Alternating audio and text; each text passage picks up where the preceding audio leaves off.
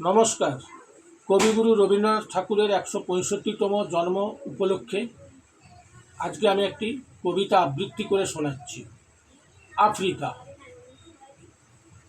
উদ্ভ্রান্ত সেই আদিম যুগে স্রষ্টা যখন নিজের প্রতি অসন্তোষে নতুন সৃষ্টিকে বারবার করছিলেন বিধ্বস্ত, তার সেই অধৈর্যে ঘন ঘন মাথা নাড়ার দিনে রুদ্র সমুদ্রের বাহু প্রাচী ধরিত্রীর বুকের থেকে ছিনিয়ে নিয়ে গেল তোমাকে।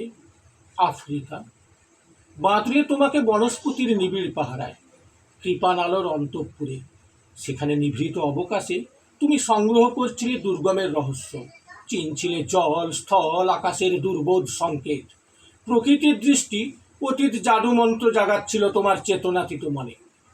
বিদ্রুপ করছিলে ভীষণকে বিরূপের ছদ্মবেশে, শঙ্কাকে চাচ্ছিলে হার মানাতে, আপনাকে উগ্র করে তাণ্ডবের দুন্দুভিনী নাদে।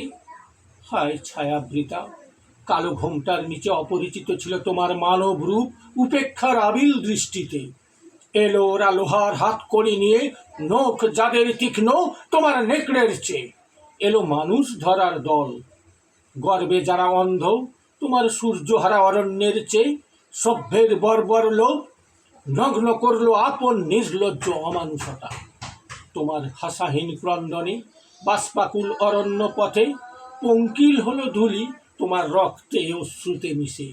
দস্যু পায়ের তলায় কাঁটা মারা জুতোর বিভৎস কাদার পিণ্ড চিরচিহ্ন দিয়ে গেল তোমার অপমানিত ইতিহাসে।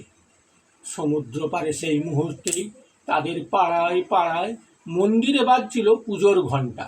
সকালে সন্ধ্যায় দয়াময় দেবতার নামে শিশুরা খেলছিল মায়ের কোলে।